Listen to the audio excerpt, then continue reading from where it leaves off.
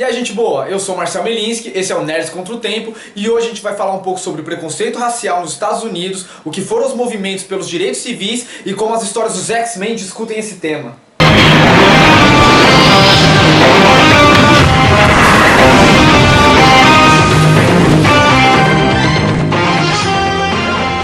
Muito se comenta que ainda hoje os Estados Unidos é um país que tem muito preconceito quando se trata de etnia. Muito dessa postura se deve à Guerra da Secessão, que ocorre nos Estados Unidos entre o ano de 1861 e 1865. De uma maneira bem resumida, esse conflito foi basicamente o norte dos Estados Unidos querendo acabar com a escravidão contra o sul que queria mantê-la. No caso, o norte dos Estados Unidos ganha e a escravidão acaba, mas o sul dos Estados Unidos não fica nada satisfeito com isso e não consegue aceitar os negros serem inseridos na sociedade. Foi dureza sem você. Tive que bater nos garotos brancos. Sendo assim, eles começam a separar os lugares para que negros e brancos não se misturem. Então eles começam a ter bebedouros para negros, bebedouros para brancos, banheiros para negros e banheiros para brancos. E geralmente, os piores eram sempre reservados para os negros, assim como os piores empregos e as piores moradias. Não é tão ruim assim. Havia tanto preconceito que surge até grupos com o intuito de assassinar os negros, como é o exemplo do Ku Klux Klan. Inclusive, a gente já falou deles por aqui no vídeo do Harry Potter. Depois da Segunda Guerra Mundial e tudo que foi feito com os judeus, o termo racismo passa a ser utilizado para falar sobre preconceito racial e passa a ser muito mais visto pela sociedade. Porém, mesmo assim, muitos negros ainda continuam sendo tratados de maneira desigual e muitos deles começam a se mobilizar para tentar mudar essa situação. Um deles era o Malcolm X, que ele defendia o islamismo como religião ideal e o socialismo como sistema político ideal. Mas sua principal característica é que o Malcolm X acreditava que a violência era o método legítimo para os negros se defenderem. Freedom of these people by any means necessary.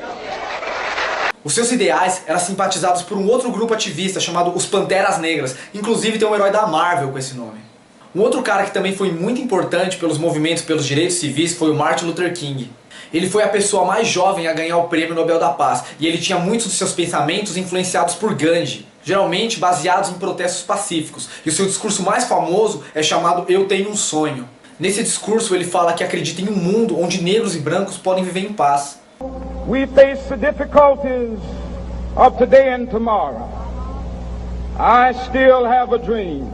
Infelizmente, tanto Martin Luther King quanto Malcolm X foram assassinados. Mas os seus ideais não morreram junto com eles. Esse tipo de pensamento influenciou vários artistas, como por exemplo Tupac Shakur, Public Enemy, De La Soul e vários outros artistas de hip hop. Movimento esse que ganhou muita força na cultura pop americana na década de 80. Os X-Men foram criados em meio a esse contexto dos movimentos pelos direitos civis, no ano de 1963. Um dos propósitos da sua criação foi discutir temas como racismo e preconceito. Como vocês bem sabem, os X-Men eles são mutantes. Isso no universo Marvel quer dizer que eles nasceram com os poderes e não ganharam esses poderes de maneira externa como os outros heróis. Mesmo os mutantes nascendo com os poderes e sendo praticamente iguais ao Quarteto Fantástico, por exemplo, eles são tratados de maneiras diferentes porque eles pertencem a outra raça. Assim como os negros na década de 60, os mutantes também são perseguidos por grupos radicais, como por exemplo os Purificadores, que inclusive é baseado no Ku Klux Klan. Há também muitas pessoas que perseguem os mutantes, demonstrando assim o que é intolerância às diferenças. Dois personagens a gente pode citar como exemplos de intolerância. Um deles é o Bolivar Trask, que é um dos caras que idealizou o Projeto Sentinela. E também o general William Stryker, que ele é o principal vilão da história Deus Ama e o Homem Mata, que é uma das melhores histórias dos X-Men. Ele também é vilão do filme X-Men 2.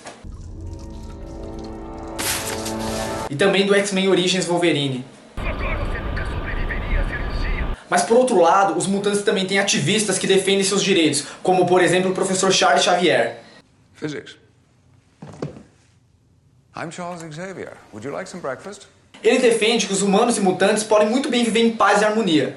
O pensamento dele lembra muito do Martin Luther King. Inclusive nas histórias em quadrinhos ele vive falando, eu tenho um sonho. Do outro lado nós temos Eric Magnus Lencher, também conhecido como Magneto. Eu prefiro Magneto. Um mutante que sofreu muito na mão dos seres humanos, principalmente na mão dos nazistas durante a Segunda Guerra Mundial. O Magneto também partilha os ideais do Malcolm X, que ele acha totalmente legítima a violência para defender os direitos dos mutantes. Mas também as semelhanças elas param por aí. Em muitas histórias o Magneto toma atitudes autoritárias que não condizem muito com a postura do Malcolm X. Esses ativistas influenciaram na cultura do universo Marvel, assim como os ativistas reais influenciaram na nossa cultura. Na fase dos X-Men, escrita pelo roteirista Grant Morrison, é abordado isso.